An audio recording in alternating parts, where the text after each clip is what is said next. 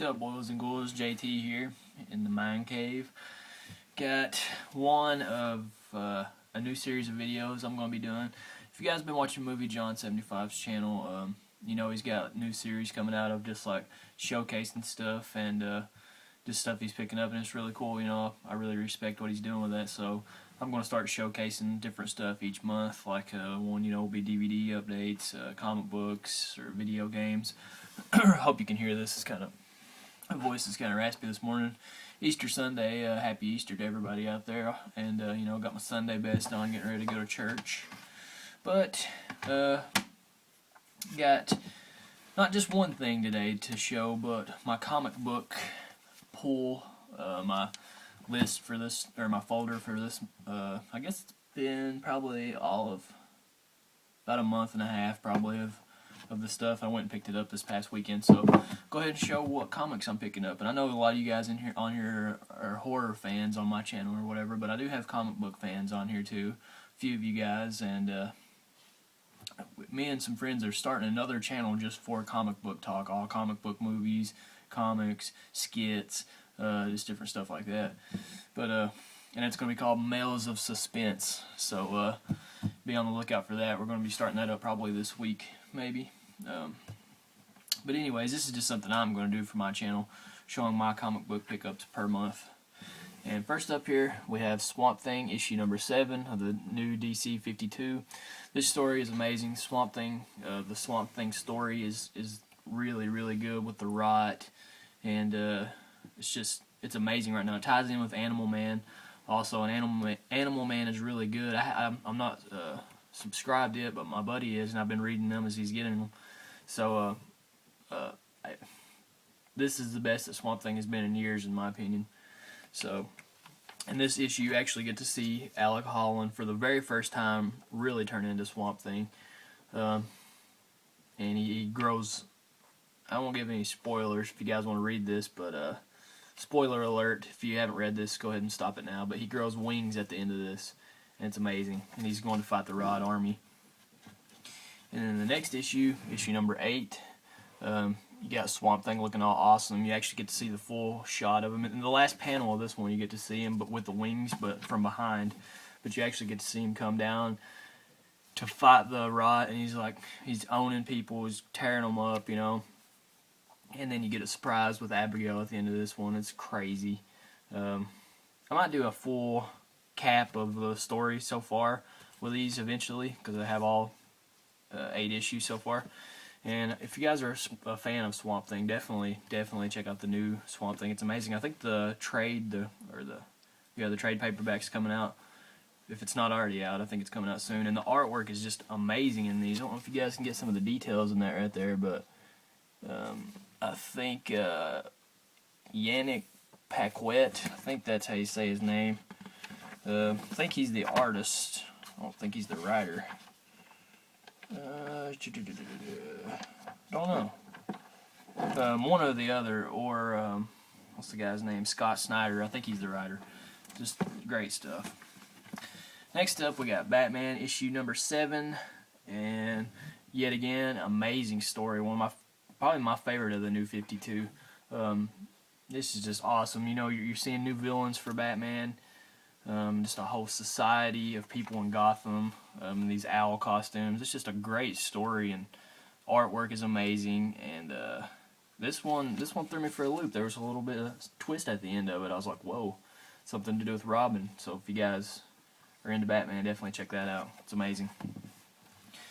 And next up here we have IDW's Infestation 2, issue 1.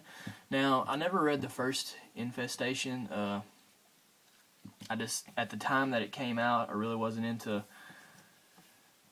I was into comic books, but I wasn't into, I was kind of thrown against it, because I love zombie comics or whatever, but I was like, you know, it would be cool to see Transformers and G.I. Joe fighting monsters or zombies or whatever. I don't even really know the story of the first one, so I hopped on board with this one because, of course, my favorite, the Teenage Mutant Ninja Turtles, are in there.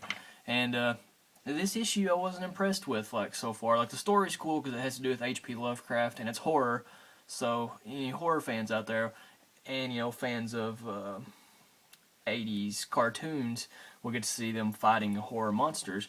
This issue just, I don't know, it just didn't really do much for me, but that cover is awesome. If anything, that cover, it's worth it for the cover. I mean, that's amazing. You only see the turtles like for one panel in here, so I don't know, hopefully it gets better.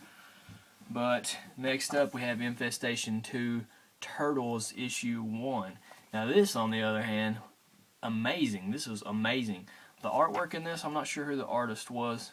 Let's see if I can find it here. Art by Mark Torres, and I love the way the turtles are drawn in this. It looks a lot like Mike Mignola, or however you pronounce his name, that wrote Hellboy, or did the art for Hellboy. It looks like his art because with the just the way it's drawn, it looks a lot like that. And if you want to see turtles fighting monsters, this is awesome. I mean, I can't wait for the other issues of this. And that cover is awesome too. Definitely check that one out if you're a Turtles fan, definitely. And next up, issue 2, Infestation 2 TMNT. And this kind of tied up this little story arc. It's kind of just I'm anxious to see what the Turtles are going to do with the rest of the Infestation, but they fight a really giant, crazy squid-looking monster that they find in the sewer. You know, with the awesome artwork yet again, just amazing. Turtles fans, definitely check this out. Owen, I know you need to check this out, man. That's all I'm gonna say. You just need to check it out. And next up, we have IDW's Micro series Donatello. I have all the other ones so far. I have everything of the Turtles that IDW's put out so far. But this Donatello was awesome because this actually tied into the story, the ongoing story. And this is just all about Donatello, and you get to see his actual nerdy science-ness in this. He's like going to a convention, and he dresses up, you know, in the classic suit when they go out with the trench coat and the top hat and all that, or not the top hat, but the fedora. But this was really good. The artwork was different in this, pretty decent. But the Raphael Micro series was my favorite of the Micros so far. It was awesome with the introduction of a new character. It's a wolf, like a mutated female wolf. Can't think of her name right offhand, but it was just great. And this right here is no exception if you're a Turtles fan. And last but not least is IDW's TMNT, Teenage Mutant Ninja Turtles number 8. Hands down, my favorite comic book out right now is the IDW Ninja Turtles. You're seeing a new Turtles like we've never seen before. New introduction story, a new creation story, if you will. It keeps key elements of the original, but it's just amazing. And each month I'm like, you know, waiting patiently to get the next issue. It's just so amazing. You see old characters in there, you see new characters. It's just great. The artwork is great, and you actually have the creator, Kevin Eastman, one of the creators, back on the story. So, I mean, guys, read this. I can't recommend it enough.